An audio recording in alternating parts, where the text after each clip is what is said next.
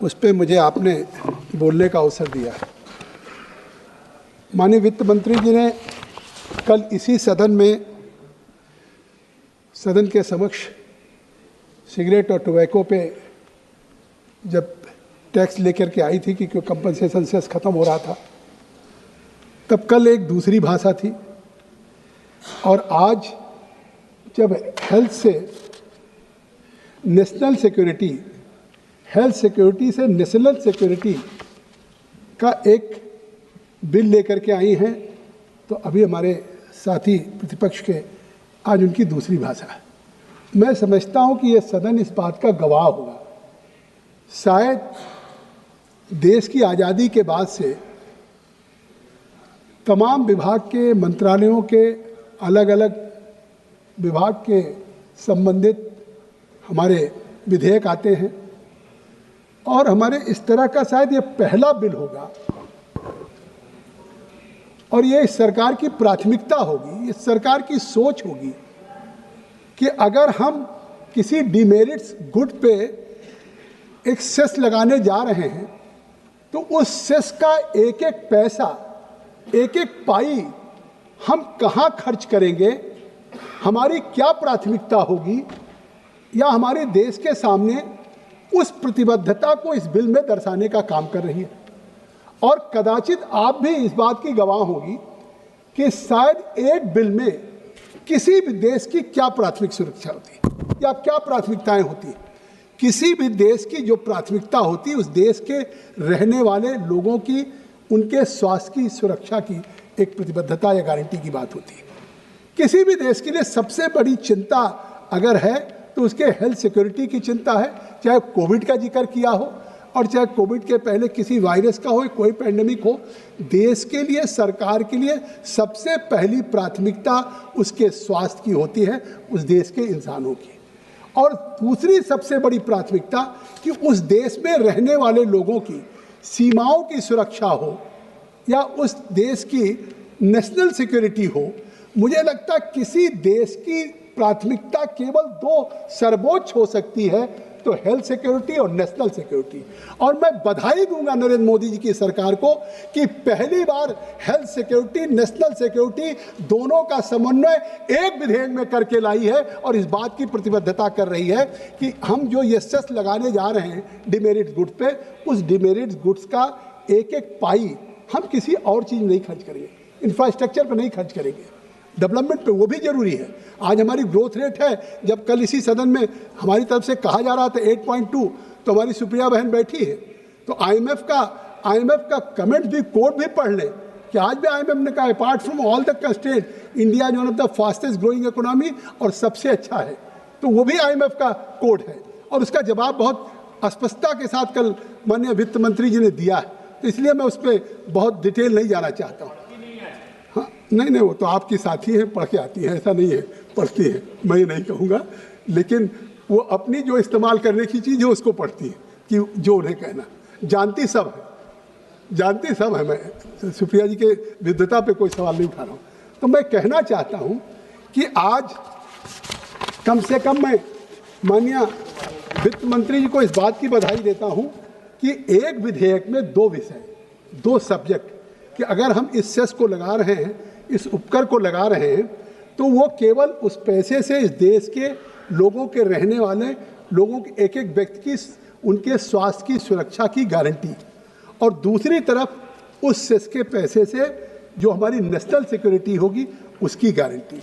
तो इस तरह से हम एक विधेयक लेकर के आए हैं कि एक ही कानून से हम व्यक्ति को स्वास्थ्य की भी सुरक्षा देने की, प्रदान करने की हमारी सरकार एक गारंटी दे रही है, तो दूसरी तरफ देश की सुरक्षा की भी गारंटी दे रही है। और जो इस विधेयक से हमारा राजस्व आएगा, वो जहां एक व्यक्तियों की सुरक्षा की बात करेगा, वहीं राष्ट्र की भी सुरक्षा पे हमारा पैसा खर्च होगा। और ये एक तरह से व्यक्ति के लिए हमारा फर्स्ट लाइन ऑफ डिफेंस क्या होता है? फर्स्ट लाइन ऑफ डिफेंस होता है आदमी की हेल्थ होती है। तो व्यक्ति की जो हेल्थ है, स्वास्थ्य है, वो फर्स्ट लाइन ऑफ डिफेंस है। और दूसरी देश की सुरक्षा के लिए जो फर्स्ट लाइन ऑफ डिफेंस है वो उसकी पुलिस और आर्मी है। और ये बिल आज चाहे हेल्थ हो चाहे सिक्योरिटी हो, ये नहीं कि आज हम इस बिल को ले आए हैं तो इस सेस के पैसे की हम एक स्पष्टता के साथ सदन को सरकार आश्वस्त कर रही है। लेकिन अगर इसके पहले हम देखें तो शायद देश की आज़ादी के बाद ये भारत में पहली बार नरेंद्र मोदी जी की सरकार है कि जिसने दुनिया में केवल एक देश रहा होगा, जो यूएसए, जिसके बराक ओबामा ने वो अपने देश की जनता के लिए 24 करोड़ जनता के लिए ओबामा केयर की एक हेल्थ गारंटी दिया था, या दुनिया का दूसरा देश है जिसने अपने 140 करोड़ के लिए मोदी आयुष्मान भारत की गारंटी देने का काम किया है। मुझे लगता है कि शायद इस बात को अब कहने की जरूरत नहीं है। पूरी दुनिया में लोग विश्वास नहीं करते कि 5 लाख रुपया प्रति वर्ष परिवार के किसी सदस्य को दुर्भाग्य से अगर कोई बीमारी हो जाए, कुछ इस तरह की अस्वस्थता हो जाए, किसी तरीके से जीवन मौत के सवाल, जहां जमीन बेचनी पड़ती थी, अपना मंगलसूत्र बेचना पड़ता था, कर्ज लेना पड़ता था और उसमें परिवार समाप्त हो जाता। आज उन परिवार को इस बात की जहां लोगों को खाद्यान्न की सुरक्षा की गारंटी कोविड से आज तक चली आ रही, यही प्रतिपक्ष कह रहा था ये 19 के चुनाव के लिए ये जिस तरीके से 5 किलो अनाज की हुई है, लेकिन आज आपने देखा कि 19 से आज 25 में आज भी देश के हर व्यक्ति की खाद्यान्न की सुरक्षा की गारंटी अगर किसी ने दिया है तो नरेंद्र मोदी की सरकार ने दिया है पूरे देश के लोगों को। आज किसी को यह चिंता नहीं है कि हमारे सामने अगर कोई रोजी रोटी प्याता जाएगी या कुछ होगा तो किस तरीके से हो। तो इसलिए मैं कहना चाहता, आप सुनिए, इसलिए मैं कहना चाहता हूँ कि आज आपकी भी कंस्टिट्यूएंसी में किस तरीके से आज लोगों को 5 लाख का फायदा मिल रहा है, दुर्या जी आप जानते हैं। और ये बात ये नहीं कि केवल आयुष्मान कार्ड प्रधानमंत्री जी ने लोगों को हेल्थ की एक कवरेज गारंटी दे दिया, क्योंकि गांव में लोगों के पास न हेल्थ इंश्योरेंस होता है, न गांव में लोगों के पास पैसा होता है, क्योंकि सुबह से शाम तक दिहाड़ी करते हैं, लेकिन उनके स्वास्थ्य की गारंटी मोदी की सरकार ले रही है। और इस दिशा में केवल ये नहीं कि हमने मेडिकल केयर का काम किया, कि हमने केवल मेडिकल केयर का काम कर दिया, आज मेडिकल केयर की बात जहां इस स्कीम से किया है वहीं मेडिकल एजुकेशन पे भी ध्यान दिया है। और जैसा कल कहा ही था कि 2014 में इस देश में केवल 378 मेडिकल कॉलेज था, आज 2025 में 706 मेडिकल कॉलेजेज हुआ है। शायद ये दुनिया में इससे ज़्यादा उपलब्धि हो नहीं सकती। और इसलिए कहना चाहता हूँ कि पहले एम्स की बात हर जगह हो रही थी कि एम्स हमारे राज्य में नहीं साहब, केवल दिल्ली में एम्स है या केवल एम्स लखनऊ में है। और आप देखिए कि 2014 में मात्र 7 एम्स थे और आज 2025 में करीब हर राज्य में एम्स देने की प्लान किया है कि स्पेशलाइज सुपर स्पेशलिटी जो पहले दिल्ली और चंडीगढ़ आते थे, आज उसको सबका। और एक संकल्प हमारी सरकार ने लिया कि आज प्रत्येक जिले में हम मेडिकल कॉलेज देंगे, जिससे कि मेडिकल कॉलेज के कारण वहीं पे लड़कों को डॉक्टर के भी पढ़ने का मौका मिले और उसी के पढ़ाई के साथ डॉक्टरों की सेवाएं भी गांव में मिले। नेशनल सिक्योरिटी की बात कर रहे हैं, आखिर आप सब लोग वरिष्ठ सांसद बैठे हैं, मैंने देखा है कि जब अगर कहीं आतंकवाद की घटनाएं होती थी तो गृह मंत्री कांग्रेस यूपीए की सरकार में निशिकांत जी भी होंगे कि केवल गृह मंत्री कहते थे हमने डोजियर दे दिया पाकिस्तान सरकार को कि पाकिस्तान सरकार अपने आतंकवादियों के खिलाफ कार्रवाई करे। डोजियर से ज़्यादा कर्तव्य की स्त्री नहीं होती थी, कपड़ा भी बदलते थे, प्रेस कॉन्फ्रेंस में 3 बार कपड़ा बदलते थे। और आज पहली बार है आज़ादी के बाद देश में 1-2 नहीं, देश के तमाम राज्य आप जिस तरह से नक्सल से प्रभावित थे, उनका चाहे झारखंड हो, चाहे छत्तीसगढ़ हो, चाहे उत्तर प्रदेश हो, चाहे मध्य प्रदेश हो, चाहे आंध्रा हो, तेलंगाना हो, साउथ नॉर्थ, कितनी बड़ी समस्या थी। आज जब हम सरकार में आए हैं मोदी के नेतृत्व में 2018 में भी देश के 126 जिलों में जिस तरह से नक्सल प्रभावित था, नक्सल से जूझ रहा था, आज 2024 में वो 126 जिले घट करके 38 हुए हैं। और लगातार रोज गृह मंत्री श्री अमित शाह जी का बयान आता है कि 2026 के मार्च तक इस देश को, भारत को नक्सल से मुक्त कर देने का काम करेंगे। अब इसके बाद भी आप संभावनाओं का बिल कहते हैं, या तो ज्ञान या तो समझ करके भी नहीं तैयार है। ये संभावनाओं का बिल है कि जिस सरकार का ये रिपोर्ट कार्ड हो, जिस सरकार की उपलब्धियां हो, कि हम देश में जिस तरह से एक देश की सबसे बड़ी इंटरनल सिक्योरिटी के लिए नक्सलवाद था जिससे पूरा देश जूझ रहा था और हमने काफ़ी लोगों को गंवाया। आपकी तरफ के भी मुख्यमंत्री, पूर्व मुख्यमंत्री लोगों की जानें गई हैं उस नक्सलवाद से। और आज ये देश विश्व के सामने कह सकता है कि हम, और ये कमिटमेंट है और उस कमिटमेंट को पूरा किया। तो अगर आज इसके सेस से, उपकर से ये पैसा आएगा तो निश्चित तौर से ये संभव इसलिए हो रहा है कि हमने केवल पुलिस से उन नक्सल्स को नहीं किया। नक्सल एरिया में न टेलीकॉम, न पोस्ट ऑफिस, न तार बिछने पाता था, न सड़क बनने पाती थी, नक्सल उसको तोड़ देते थे।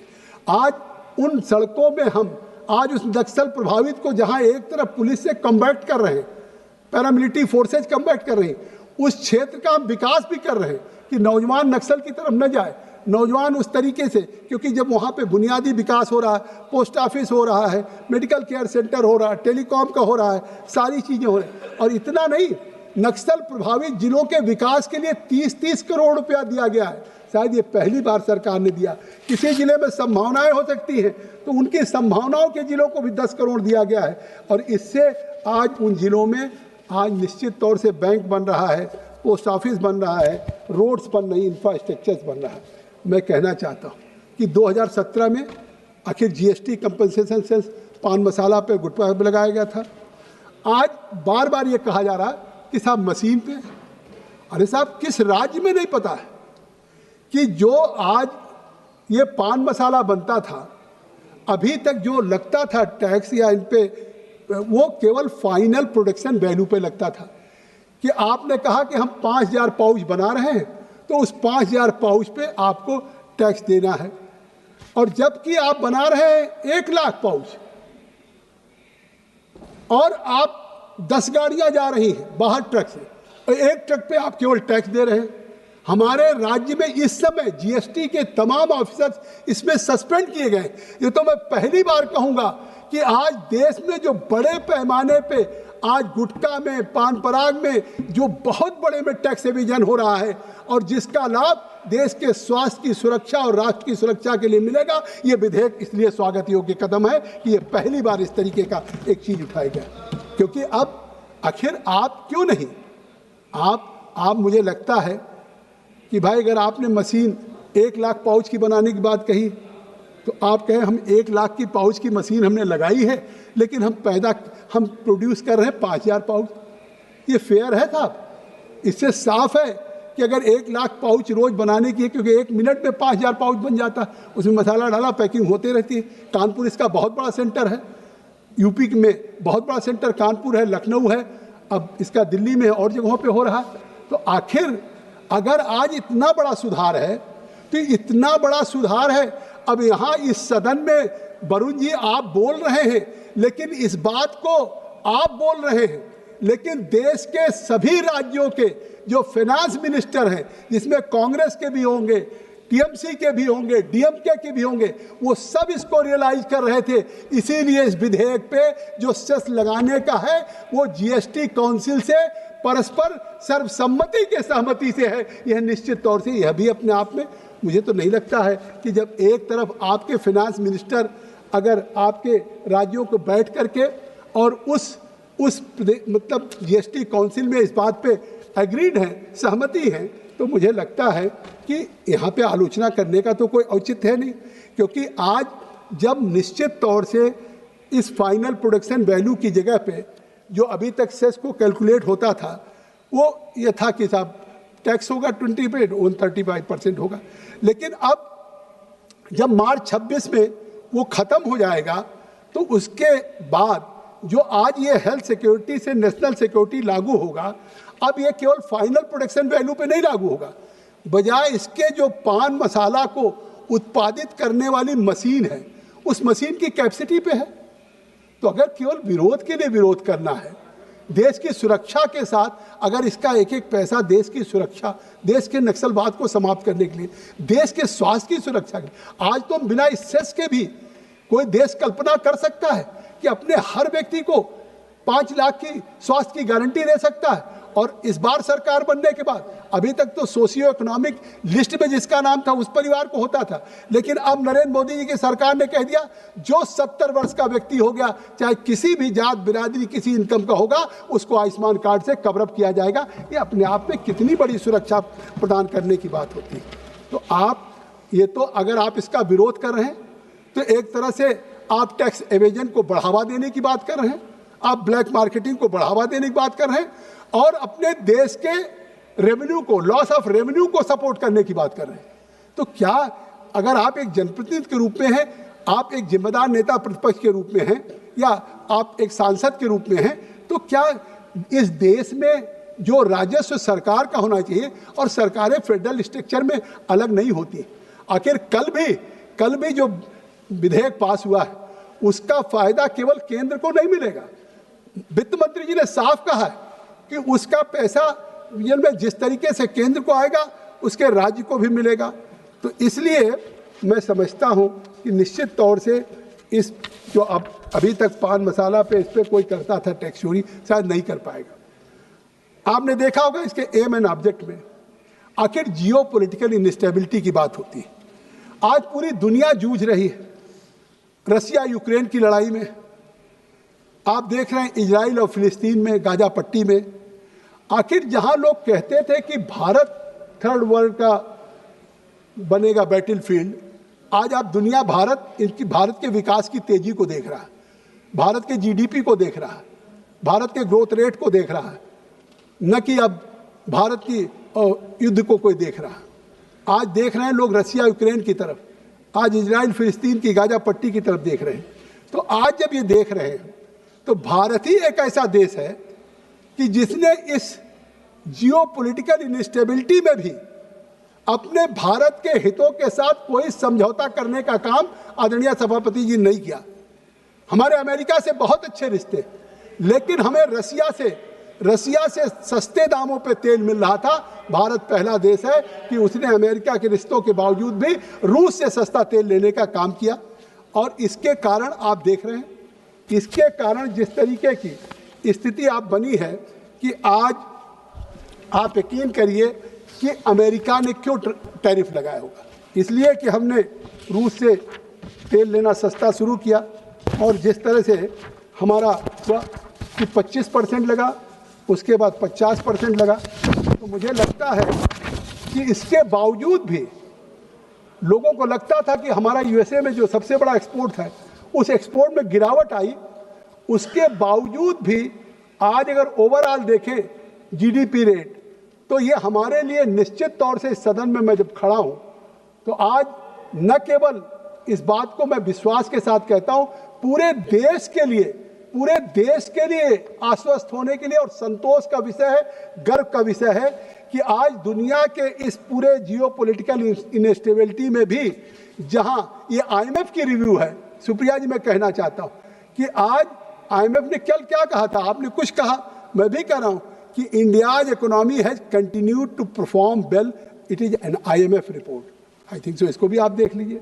और दूसरी बात कि आज अगर जीडीपी का ग्रोथ देख लें, हम Q2 का अगर फाइनेंशियल ईयर का 25-26 का, मैं बहुत कई मेरे पास सब आंकड़े हैं लेकिन मैं विस्तार में नहीं जाना चाहता, मैं एक क्वार्टर की बात कर रहा हूं, Q2 फाइनेंशियल ईयर 25-26 का इंडिया का क्या ग्रोथ रेट है, इस पे तो कोई आप असहमति व्यक्त नहीं कर सकते। भारत का ग्रोथ रेट 8.2% है। आज भारत का ग्रोथ रेट 8.2% है। यूएसए जिसकी इकोनॉमी, जिसके डॉलर की कहते हैं करेंसी पूरी दुनिया में सबसे तक, उसकी 3.8% है, रसिया 1.1% है, चाइना 5.2% है। तो आज इस सदन में कह सकते हैं कि हमारी सरकार नरेंद्र मोदी के नेतृत्व में दुनिया में सबसे ज्यादा तेजी से जीडीपी करने वाला, और इंडिया जो becoming one of the fastest growing economy, हम एट द रेट ऑफ 8.2%। 25-26 में Q1 में हम 7.8% थे, वो 7.8% से 8.2 हुए। आईएमएफ का भी जो प्रोजेक्शन है वो भी चाइना के 5.2% से ऊपर है। आईएमएफ का प्रोजेक्शन 6.6% है। और ये कंस्टेंट एक लगातार हम सस्टेनेबल डेवलपमेंट की तरफ बढ़ रहे हैं। तो इसलिए ये देश के लिए अगर ये 26 मार्च से जब खत्म हो रहा है इसका टैक्स, तो निश्चित तौर से ये जीएसटी का ढांचा जो एक नया उपकर लेकर के आई है, ये जो पूरी दुनिया में एक आर्थिक झटका पड़ रहा है, उस झटकों से भारत की अर्थव्यवस्था को सुरक्षा देगा। तो मुझे लगता है कि आज जिस तरीके से ये काम निश्चित तौर से शुरू किया है, मैं कहना चाहता हूं कि आप देखें कि आज मार्च 26 के बाद जो इस पर जीएसटी लगता था वो कंपनसेशन से समाप्त होने वाला है, और जबकि वर्तमान में स्वाभाविक है कि पान मसाला 28% जीएसटी प्लस 135% कंपनसेशन से लागू होना है। अब इसके हटने से कितना बड़ा एक रेवेन्यू लॉस होगा। और ये भी नहीं, मंत्री जी ने अभी स्पष्ट तौर से कहा कि किसी एसेंशियल कमोडिटीज़ पे हम नहीं लगा रहे हैं। एसेंशियल कमोडिटीज़ पे पूरी दुनिया ने देखा, कल डिस्कस भी हुआ, मैं उसको बहुत दोहराना नहीं चाहता हूँ, 4 स्लैब से 2 स्लैब हुआ।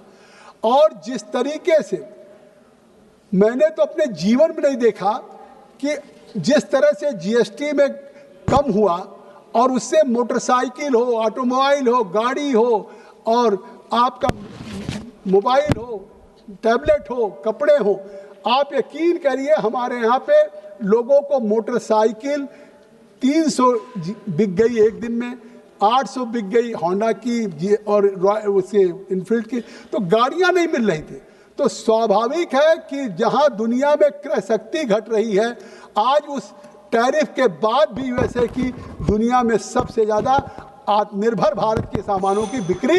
अरे अब घंटी बजा दी, हम फर्स्ट स्पीकर हैं मैम, अभी तो ये शुरुआत है, अभी तो एकदम शुरुआती है अभी। और मैं कोई ऐसी बात नहीं कह रहा हूँ, उसको ध्यान से विपक्ष भी सुन रहा है, ध्यान से जगदम्बिका पाल जो कह रहे हैं उसको सुन रहा है, कोई इसको अपोज नहीं कर रहे हैं, वरुण जी भी उसको कर रहे हैं। तो इसलिए मैं कहना चाहता हूँ कि जहाँ हेल्थ की सुरक्षा के लिए, वहीं एक सबसे बड़ी बात है कि हम सरकार में हो या प्रतिपक्ष में हो, आप लोग जिम्मेदार प्रतिपक्ष हैं, ऐसा नहीं है। सौगत राय दादा बैठे हैं, प्रोफेसर हैं। आखिर जहां हम व्यक्ति की सुरक्षा, देश की सुरक्षा करेंगे, वहीं राजकोषीय स्थिरता भी तो होनी चाहिए। अगर हमारी इकोनॉमी में भी स्टेबिलिटी नहीं रहेगी, और जैसा मैंने कहा जियो पॉलिटिकल इनस्टेबिलिटी पूरी दुनिया के सामने है, तो आज तो आप बधाई दीजिए नरेंद्र मोदी जी को कि इतनी दुनिया के क्राइसिस के बाद भी भारत में इकोनॉमिक स्टेबिलिटी भी है, राजकोषीय स्थिरता भी है। तो ये जिस तरीके से, इसलिए ही आवश्यक है कि इसको कैपेसिटी बेस किया जाए। और मुझे लगता है कि इससे फ़ायदे क्या होंगे। अभी तक जैसे कह रहे हैं, विशेषता क्या थी कि बिखरी हुई छोटी छोटी इकाइयाँ, जिसकी कितना स्टाफ रहता है, तो एक एक छोटी छोटी इकाई जैसे कहा बिल्कुल ख़त्म नहीं होगी। जिसकी जितनी मशीन होगी, चाहे छोटी होगी, एमएसएमई में होगी, स्मॉल में होगी, माइक्रो में होगी, मीडियम में होगी, तो वो अपनी मशीन देगा कि हमने इतनी पाउच की मशीन लगा रखी है, इतना प्रोडक्शन होता है, तो उस पर उतने पे उसको सेस देना रहेगा। तो पहले तो निगरानी भी कठिन थी, और जब निगरानी कठिन होगी तो टैक्स एवेजन भी होगा, चोरी भी होगा, और इससे उत्पादन भी छिपाना आसान नहीं होगा, क्योंकि जब मशीन है तो उसको निश्चित तौर से उसकी कैपेसिटी है। आपका जो कम कच्चा माल है, उच्च मूल्यवर्धन है, उससे आपको लाभ भी होगा, और जो चोरी की प्रवृत्ति है वो भी रुकेगी। और यह भी नहीं कि जो पहले एक तरह से इलीगल गाड़ियां निकल जाती थी पाउच बना करके, और उसको कहीं उस पर टैक्स नहीं मिलता था और निकल जाती थी, वो फिर आसान हो जाएगा कि भाई किसी भी प्रोडक्शन का ये फ़ायदा होगा। तो इसलिए मुझे लगता है कि आप भी सहमत होंगी सभापति महोदया कि वैल्यू बेस के बजाय, फाइनल प्रोडक्शन वैल्यू के बजाय, अगर कैपेसिटी बेस सेस लगेगा, जो मशीन की क्षमता या उसकी जो पारदर्शिता है, उससे निश्चित तौर से न केवल कोई सेस होगा, बल्कि इससे लाभ प्रदेश देश की जनता को होगा। और इस विधेयक की मूल भावना तो आप देखिए कि मूल भावना क्या है सुप्रिया जी। मूल भावना है हेल्थ और नेशनल सिक्योरिटी, जिस पे रोज़ आप चिंतित रहती हो, रोज़ आप बात बोलती हो, सरकार उस पर लेती। तो आप उन बातों को जो समय समय पर आप उठाती है, उसके लिए अगर कोई ईयर मार्क सिस्टम, सबसे महत्वपूर्ण है कि राजस्व बना करके, मैं ख़त्म कर रहा हूँ, तो न कोई डाइवर्ट होगा, न कोई लैप्स होगा, तो इसलिए सिस्टम भी अधिक पारदर्शी होगा, अपना रेवेन्यू भी स्टेबल रहेगा, और पान मसाला उद्योग में टैक्स एविजन की भी कमी आएगी। बहुत सी बातें कहनी थी, लेकिन आपने 2 बार घंटी बजा दिया। मैं समझता हूँ देश के हित में है, इसको सर्वसम्मत से पारित किया जाना चाहिए। मैं ये अपील करके अपनी बात को ख़त्म करता हूँ। धन्यवाद।